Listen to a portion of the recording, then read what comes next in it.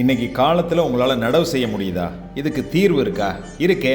நமது விவசாயிகள் நலனுக்காக தஞ்சாவூரில் நடந்த சிறப்பு பட்டிமன்றத்தில் நம்முடைய நடுவர் ராஜா சார் அவர்கள் சொல்லுவாங்க, பெங்காலி எல்லாம் பங்காளி ஆயிட்டாங்க, அவங்க இல்லைன்னா இன்னைக்கு டெல்டாவில் நடவே இல்லை, நெல் விவசாயமே கிடையாது அப்படின்னு சொல்லியிருப்பாங்க.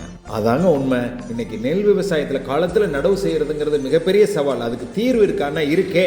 நம்மளால் காலத்தில் நடவு செய்ய முடியும். சரியான இடைவெளி சீராக வயல் முழுவதும் விடுறதுனால அதிக ஈல்டு எடுக்க முடியும். அது மட்டும் இல்லை, களை மேலாண்மையும் நம்மளால் பவர் கோனா விடார் மூலயமா வச்சு களை மேலாண்மையும் சிறப்பாக செய்ய முடியும். இப்படி பல வகையில் நமக்கு நன்மை தரக்கூடிய ஒரு விஷயம் இயந்திர நடவு. அந்த இயந்திர நடவை நம்ம பகுதியில் இப்போ நம்முடைய சோழநாடு உழவர் உற்பத்தியாளர் நிறுவனத்தின் சார்பாக நாங்கள் செஞ்சு தரோம்.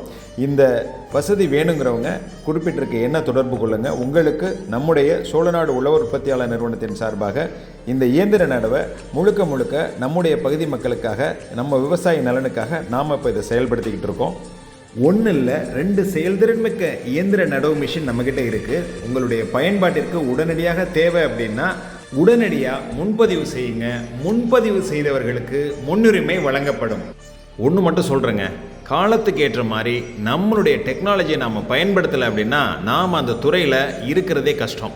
அந்த வகையில் விவசாயத்தில் தொடர்ந்து நாம் லாபகரமான விவசாயம் பண்ணணும்னா பல வகையில் நமக்கு நன்மை தரக்கூடிய இந்த இயந்திர நடவை நாம் கையில் எடுக்கணும்.